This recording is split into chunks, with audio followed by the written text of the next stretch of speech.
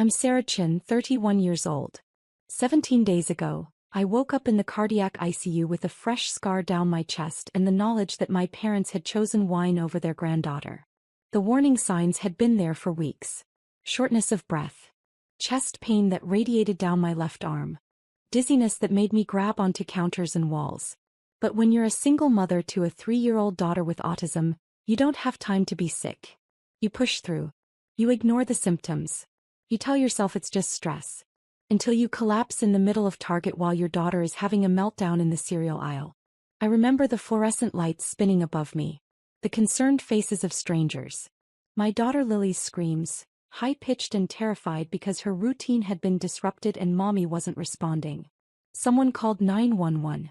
Someone else held Lily trying to calm her, not understanding that touch from strangers made it worse. The paramedics arrived fast. They did an EKG right there on the floor between the Cheerios and the Lucky Charms. "Ma'am, you're having a cardiac event," the lead paramedic said. "We need to get you to the hospital immediately." "My daughter," I gasped. "She has autism. She needs her weighted blanket. Her noise-canceling headphones. She can't handle. We'll bring her with us. Is there someone we can call?" I gave them my parents' number. My emergency contact. The people who were supposed to be there when everything fell apart. Mom answered on the 5th ring. I could hear clinking glasses and laughter in the background. "Sarah, is everything okay? We're at a wine tasting event in Napa." "Mom." My voice was weak, strained. I collapsed. "I'm having a heart attack. They're taking me to St. Mary's. I need you to come get Lily. She's terrified and..." "A heart attack? Sarah, you're 31 years old. Young people don't have heart attacks. Are you sure you're not just having a panic attack?" The paramedic took the phone from me. "Ma'am, this is Michael Chin with the paramedic unit. Your daughter is experiencing acute cardiac distress. Her troponin levels indicate significant heart muscle damage. She needs immediate surgical intervention. She has a 3-year-old daughter here who needs family support." I heard my mother's sigh. That deep, disappointed sigh I'd heard my entire life. "We're 3 hours away. We just started the wine tour. We paid $400 per person for this. Mom, please." I was crying now. Lily needs someone she knows. She needs her routine. She needs... My father's voice came on the line. "Sarah, you should have planned better. You know Lily has special needs. You should have backup care arranged for emergencies like this." "This isn't a planned emergency, Dad. I'm having a heart attack." "Well, we can't just drop everything. Your mother and I deserve to enjoy our retirement. We're with the Hendersons and the Pratts. It would be incredibly rude to leave." The paramedic's jaw tightened. He'd heard every word. "Sir, your daughter needs emergency surgery. Your granddaughter has a mother who needs to be more responsible," Dad interrupted. "Tell Sarah to call that autism therapy center. They must have emergency services." The line went dead. I stared at the phone, my heart, my failing, damaged heart, breaking in an entirely different way. The paramedic handed me back my phone. "I'm sorry," he said quietly. "Do you have anyone else?" I scrolled through my contacts with shaking hands. My ex-husband was in Portland with his new family. My best friend was on deployment in Germany. The Autism Therapy Center was closed on weekends. Then I remembered the card Dr. Patterson had given me 6 months ago. Specialized Autism Care Services. 24/7 emergency support. I'd saved it in my phone, never thinking I'd need it. With the paramedics' help, I called. A woman named Jennifer answered immediately. "Sachs, this is Jennifer. How can I help?" "I need emergency care for my 3-year-old daughter with autism. I'm being transported for emergency cardiac surgery. She's nonverbal, has sensory processing issues, and she's already dysregulated from watching me collapse. I need someone who understands." "Stop right there," Jennifer said gently. "We've got you. Where are you now?" I gave her the details through tears. Lily's triggers. Her comfort items. Her communication device. Her dietary restrictions. Her bedtime routine. "We have a specialist named Amanda who's worked with nonverbal autistic children for 12 years. She can be at St. Mary's in 30 minutes. She'll bring sensory tools, familiar routines, everything your daughter needs." "How much will this cost?" "Our emergency rate is $85 per hour with an 8-hour minimum. But right now you focus on your surgery. We'll take care of your little girl like she's our own." I almost broke down completely. A stranger was offering what my own parents wouldn't. "Thank you," I whispered. "Thank you so much. Mama, you're going to be okay. And so is Lily." If you're genuinely enjoying this story, could you hit that like button? It helps me keep creating content like this. The emergency room was a blur of doctors, tests, and urgent conversations. My heart was failing. The left anterior descending artery, the one they call the widowmaker, was 95% blocked. I needed immediate surgery or I'd be dead within hours. Lily was in a pediatric waiting room with Amanda, the SAC specialist. Through my pre-op haze, I could see them on a monitor the nurses had set up. Amanda wasn't trying to force Lily to make eye contact or speak.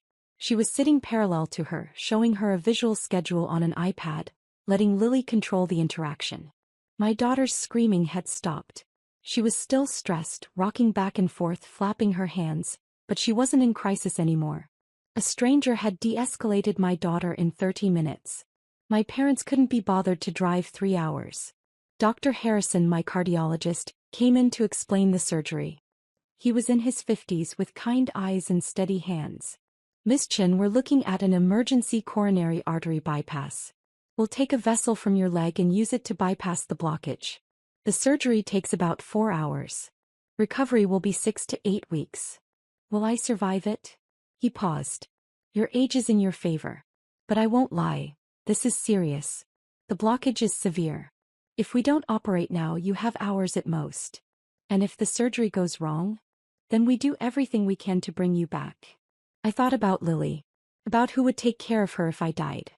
My parents, who couldn't interrupt a wine tasting. My ex, who'd left because he couldn't handle the autism diagnosis. "I need to make arrangements," I said. "Legal arrangements. For my daughter." Dr. Harrison nodded. "We have a social worker who can help. But Sarah, we need to move fast." The social worker helped me draft an emergency guardianship document.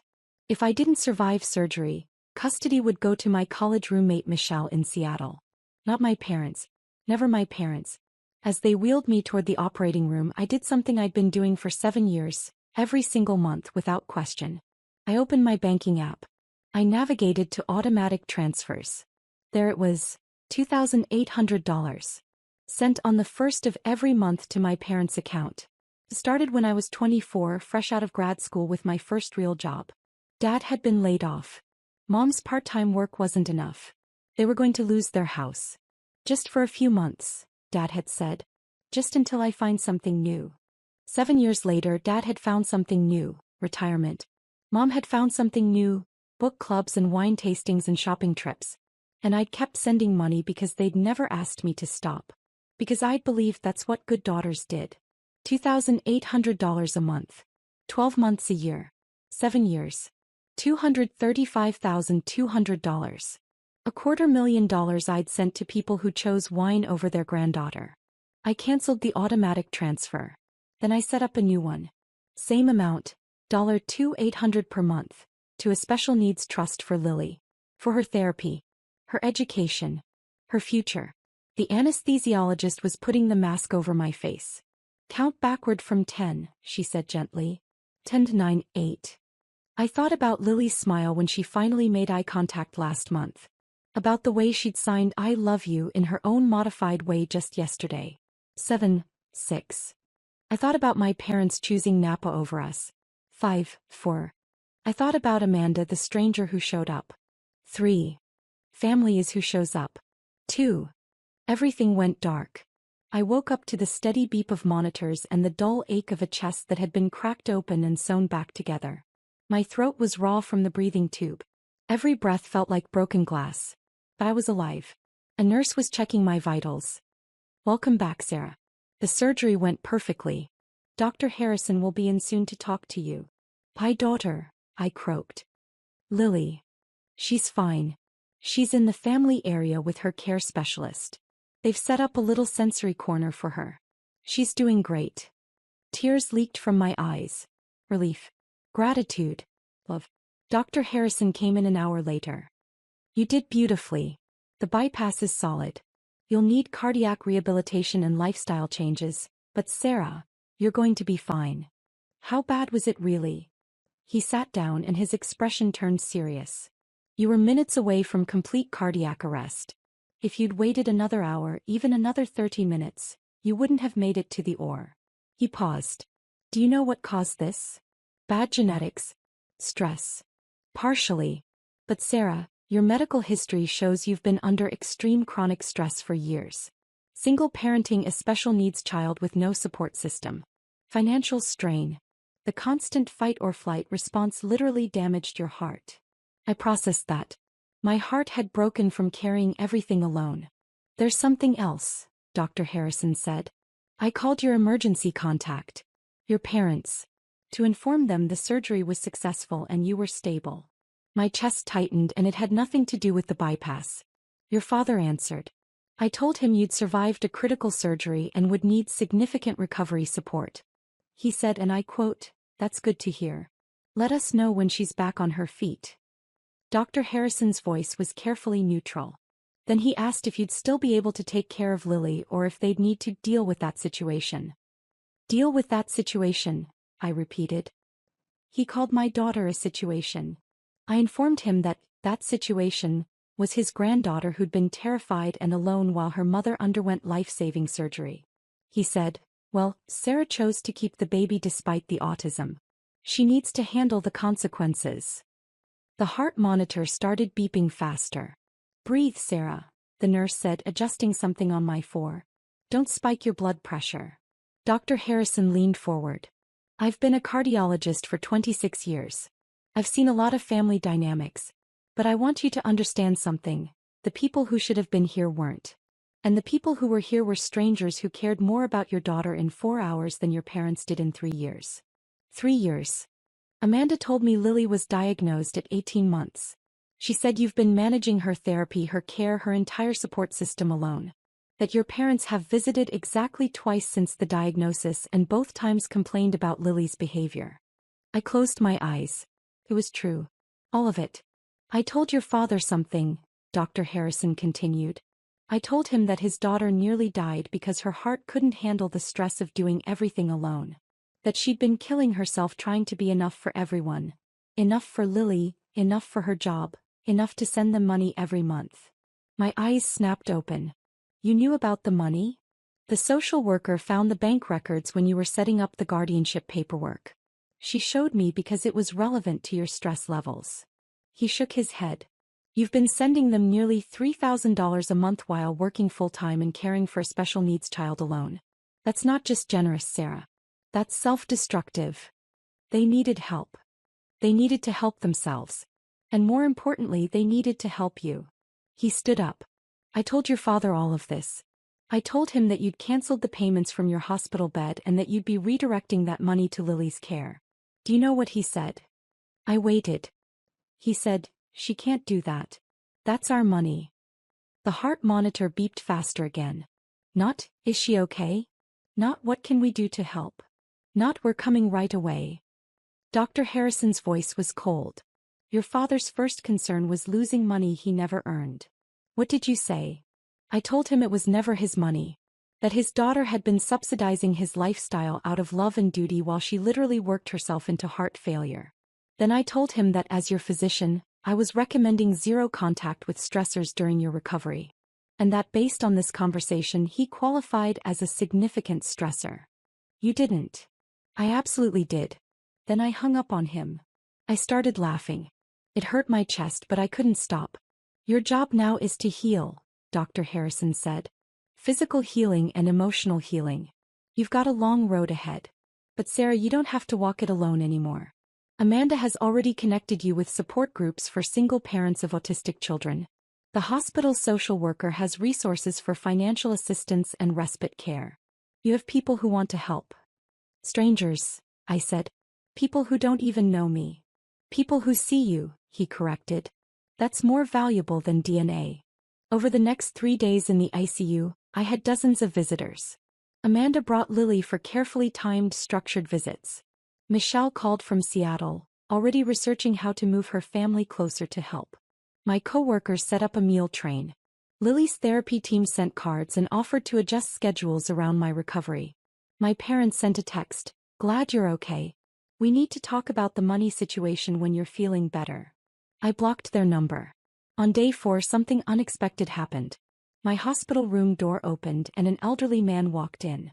Late 70s, wearing a cardigan and wire-rimmed glasses. Sarah Chin, he asked.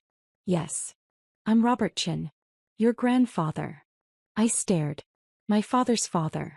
The man I'd met exactly 3 times in my entire life because Dad had cut contact with him 20 years ago over some family argument I'd never fully understood. How did you? I started. Dr. Harrison called me. He tracked me down through hospital records and told me what happened. What your parents did. What they didn't do. He pulled a chair close to my bed. I need to tell you something about your father. I waited. 20 years ago your father asked me for money. A lot of money. He'd made some bad investments and was about to lose everything. I gave him $100,000 from my retirement savings to bail him out. Told him it wasn't a loan, it was a gift. No strings attached. I didn't know that. He never thanked me. Never acknowledged it.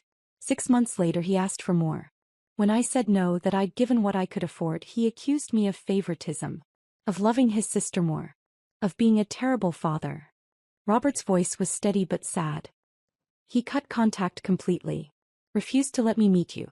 Told everyone I was a toxic person who'd abandoned the family. But you didn't. No. I sent birthday cards every year. They all came back unopened. I set up a college fund for you anyway. Your father found out and threatened legal action if I tried to contact you. So I waited. I figured one day you'd be an adult and could make your own choices. Why didn't you reach out when I turned 18? I did. I sent a letter to your college address. Your father intercepted it. Told you I'd died. My heart monitor started beeping erratically. He what? I'm sorry. I didn't know he'd lied until Dr. Harrison called me. He mentioned you seemed surprised I was alive. I felt like I'd been gutted all over again. My father told me you died when I was 19. We even had a memorial service. I cried for weeks. Robert's eyes filled with tears. I'm so sorry, Sarah. I never stopped trying to reach you. But your father made sure I couldn't. Why? Why would he do that? Because I knew the truth about him. Because I'd seen his patterns. Because I would have told you what he really was. A man who takes and never gives back. He reached into his cardigan pocket and pulled out an envelope. This is for you. The college fund I set up. I couldn't give it to you then, but I can now. Inside was a bank statement. An education fund in my name. Untouched for 13 years. $127,000. I invested the initial $50,000 and it grew, Robert said. It's yours. For Lily's therapy. For your recovery. For whatever you need. I couldn't speak. There's something else, he continued. Dr. Harrison told me about the money you've been sending your parents. About the $235,000 over 7 years. He shook his head. That was my money, Sarah. The $100,000 I gave your father 20 years ago. He never used it to save his house. He invested it poorly, lost half, and has been slowly draining the rest ever since. Your monthly payments weren't helping them survive. They were funding their lifestyle while the original bailout money disappeared. He lied about everything. Yes. And I'm so sorry you inherited his consequences. But Sarah, you're free now. You know the truth. You've cut the financial cord. You can heal. He stood up carefully. I'd like to be in your life. And Lily's. If you'll have me. I know I'm a stranger, but you're the first person in my family who chose me, I said. That makes you more than family. That makes you a miracle. He smiled. I brought something for Lily. May I? He pulled out a small weighted lap pad in a soft purple fabric. Lily's favorite color. Amanda told me about her sensory needs. I made this myself. I used to do woodworking and sewing before my arthritis got bad. You made this for her? I've been making things for her for 3 years. Ever since I found out about her diagnosis through alternative channels. He looked sheepish. I may have hired a private investigator to keep tabs on you after your father cut me off. I wanted to make sure you were okay. When I learned about Lily's autism, I started researching. Preparing for the day I might be allowed to be her grandfather. I was crying now. Full, heaving sobs that made my chest scream in pain. But I didn't care. Hey, Robert said gently. Don't hurt yourself. Save those tears for when you're healed. These are happy tears, I managed. I thought I was alone. I thought Lily and I had nobody. You were never alone. You just couldn't see me through your father's lies. Amanda brought Lily in for evening visiting hours.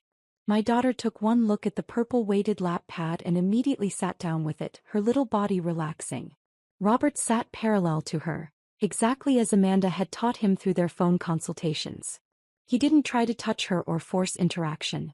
He just existed in her space, calm and quiet. After 5 minutes, Lily scooted closer to him. After 10, she leaned against his leg. "Hello, Lily," Robert said softly. "I'm your great-grandpa. I've been waiting to meet you for a very long time." Lily didn't respond verbally. He never did. But she took his hand and placed it on the weighted pad, showing him the texture. "It's very soft," Robert said. "I'm glad you like it." I watched this man, this stranger who was more family than my own parents, connect with my daughter in ways my parents never tried. On day 6, I was moved to a regular room. Dr. Harrison cleared me for discharge in 2 more days with strict instructions. No stress, no heavy lifting, cardiac rehab 3 times a week, and 0 contact with people who elevated my blood pressure. That evening, my hospital room phone rang. The nurse checked the caller ID. "It's from a Napa Valley area code," she said. "Do you want me to answer it?" "No. Block the number." She nodded approvingly. Good instinct. But my cell phone, the one Amanda had been charging for me, showed 37 missed calls from my parents' numbers. And a voicemail. Against my better judgment, I listened. My father's voice. "Sarah, this is ridiculous. You can't cut us off like this. We're family. We deserve an explanation at minimum. Your mother is very upset. You're causing her significant stress. Call us back immediately so we can resolve this like adults. Not, 'Are you okay?' Not, 'We're sorry.' Not, 'We should have been there.' Just demands and blame." I deleted the voicemail. Then I did something I should have done years ago. I changed my emergency contact from my parents to Robert. I updated my will to make him Lily's guardian if something happened to me. I added him to my medical decision-making documents. I erased my parents from every legal tie that bound us. The day I was discharged, Robert drove me home in his ancient but immaculate Buick. Lily was in her car seat, playing with a sensory fidget toy he'd made. A wooden square with different textures on each side. "I've arranged something," Robert said as we pulled into my apartment complex. "I hope you don't mind the presumption." "What kind of something?" "I called in some favors. I used to be a general contractor before I retired. I have friends who owe me." He pulled into my parking spot. There were 3 trucks there. Men were unloading ramps? Grab bars? "What is this?" "You're going to need accommodation during recovery," Robert said. "You can't do stairs easily. You can't lift Lily. You need to avoid strain." He smiled. "So I had my crew make your apartment accessible. Ramps installed. Grab bars in the bathroom. A roll-in shower conversion. Everything you need." "Robert, I can't afford." "You're not paying." "I am. And before you argue, remember that I've missed 31 years of being your grandfather. Let me make up for lost time." I watched these men, strangers, friends of my grandfather, transform my space into something I could navigate during recovery. They worked for 4 hours. They refused payment. One of them, a man named Jerry, had an autistic grandson. "We take care of our own," Jerry said simply. "Robert's family is our family." That night, after Lily was asleep in her bed, I sat with Robert in my newly accessible living room. "Why?" I asked. "Why go through all this for someone you barely know?" "Because I know your father," Robert said. "I know what he's capable of. The selfishness. The manipulation. The way he uses people and discards them." He looked at me steadily. "You deserved better than him. You deserved a family that showed up. And since I couldn't be that family for 31 years, I'm going to be it now. I don't know how to accept help. I know. Your father made sure you'd be self-sufficient to the point of self-destruction. But Sarah, accepting help isn't weakness. It's wisdom. It's survival." 3 weeks into recovery, I got a registered letter. Legal letterhead.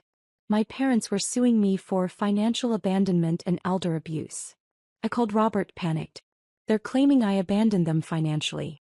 That I promised to support them and then reneged. That they made life decisions based on my financial commitment. Robert was quiet for a moment. Then, do you have documentation of the transfers? Yes. All of it. And did you ever sign anything promising long-term support? No. It was just something I did. Then they have no case. Let me make some calls. He connected me with his attorney, a sharp woman named Patricia who'd been practicing family law for 30 years. This is harassment, Patricia said after reviewing the documents. They're trying to intimidate you into resuming payments. We'll respond with a cease and desist. If they continue, we'll countersue for emotional distress. Can they really do that? Sue their own daughter. They can try. But Sarah, they'll lose. And more importantly, the judge will see exactly what kind of people they are. The case never made it to court.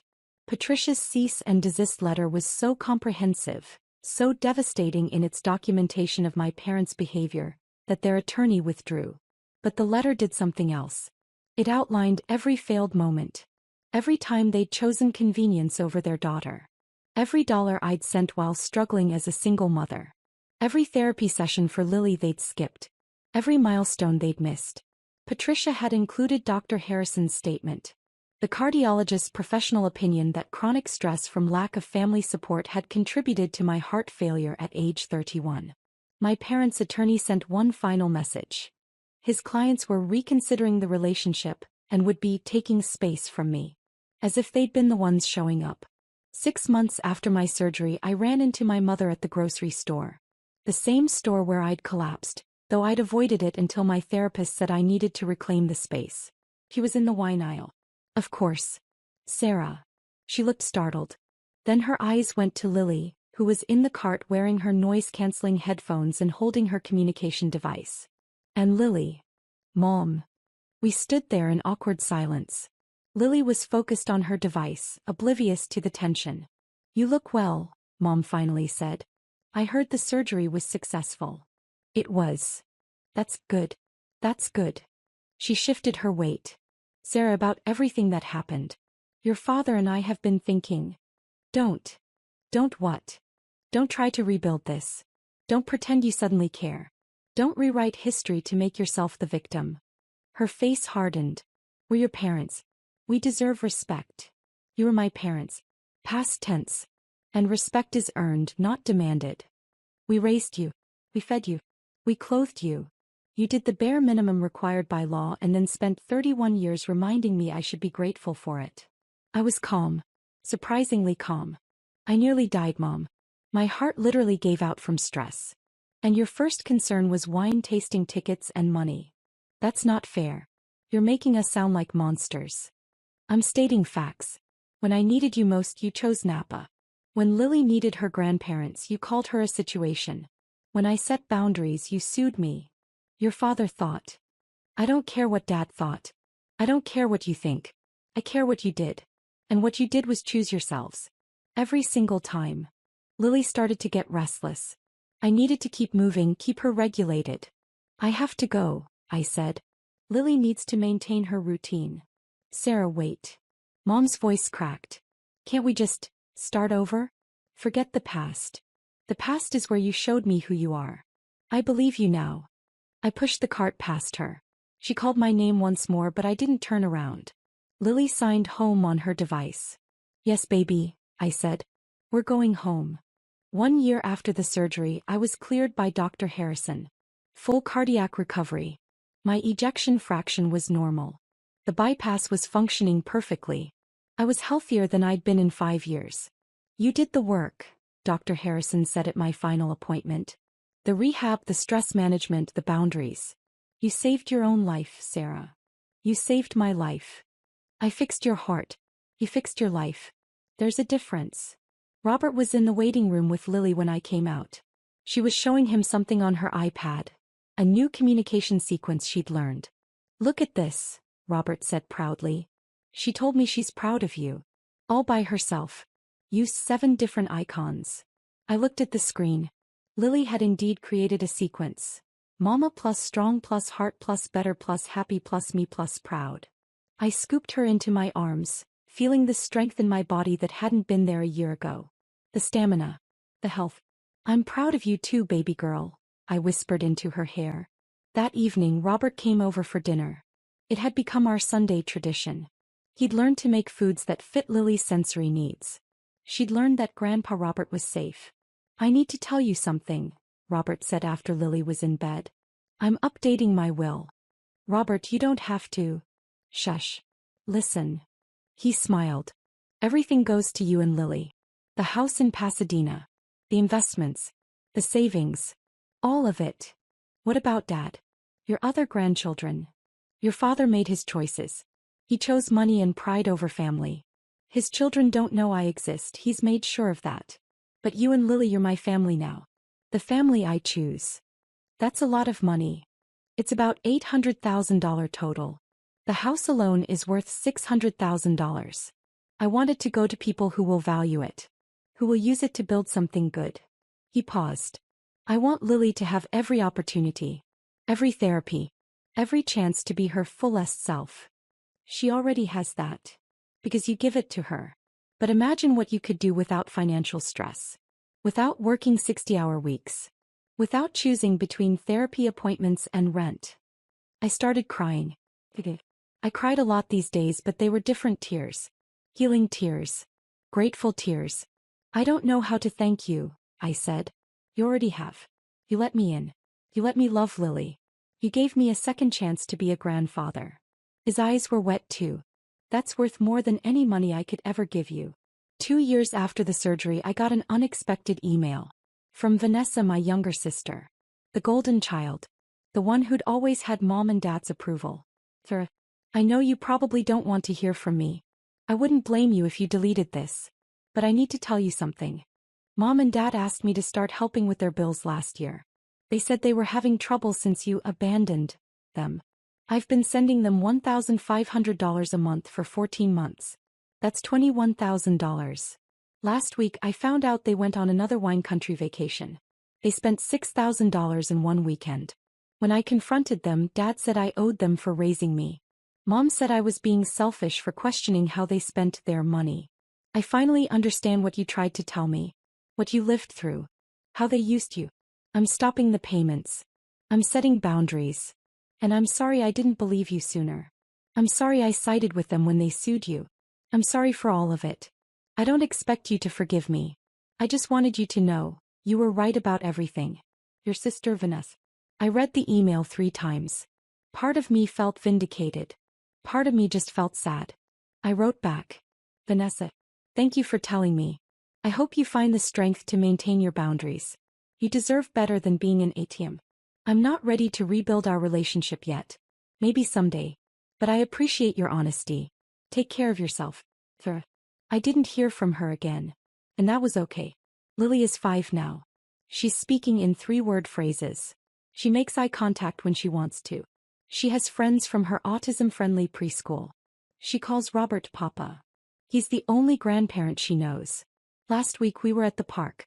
Lily was on the swings, Robert was pushing her gently, and I was watching from a bench, grateful for a body that could breathe deeply and a heart that beat strong. Another mother sat down next to me. Your daughter is beautiful. Does she see her other grandparents often? She has one grandparent, I said, watching Robert and Lily. The one who matters. What about your parents? They chose wine over their granddaughter during a medical emergency. So I chose myself and my daughter over them. The woman looked shocked. They really did that? They really did. And it taught me the most valuable lesson of my life. DNA doesn't make someone family. Showing up does. Here's what I learned from the surgery that nearly killed me. Your body keeps score. It knows when you're carrying weight you shouldn't have to carry. It knows when you're giving pieces of yourself to people who don't value them. It knows when you're dying from lack of support. My heart literally broke from doing everything alone while supporting people who refused to support me back. But here's the other thing I learned. When you release the people who drain you, you make room for the people who fill you up. When you stop funding your own mistreatment, you can invest in your own future. When you accept that some people will never be who you need them to be, you can find the people who already are. I think about that $235,200 sometimes. The money I'll never get back. Money that could have changed Lily's life. Money that could have prevented some of my stress. But I also think about what I gained by cutting them off. Peace. Healing. Robert. A clear understanding of my worth. A family built on choice rather than obligation. That's worth more than any dollar amount. My parents send a card every year on Lily's birthday. I don't open them. They go straight into a box in the garage. Maybe one day Lily will ask about them. Maybe she won't. Either way, she'll know she had a papa who showed up every single Sunday. Who learned about autism for her. Who built her a sensory room in his house. Who loved her exactly as she is. My name is Sarah Chin. I'm 33 years old. I'm a mother, a daughter, and a granddaughter. I had a heart attack at 31 because I was carrying weight that wasn't mine to carry. Because I was funding people who refused to show up. Because I believed I had to earn love that should have been free. 2 years ago, my parents chose wine tasting over their special needs granddaughter. A cardiologist who barely knew me showed them who they really were. A grandfather I'd been told was dead gave me the family I deserved. Me. I'm thriving. My heart is strong. My daughter is flourishing. My grandfather is teaching her to build things with wood and love. Because sometimes the best revenge isn't revenge at all. It's building a beautiful life with people who actually deserve to be in it. It's healing the heart that broke from carrying people who refuse to carry you back. It's choosing yourself and watching everything change. If this story resonated with you, drop a comment below and let me know where you're listening from. And if you've walked away from toxic family members, you're not alone. We're all out here building better families one boundary at a time.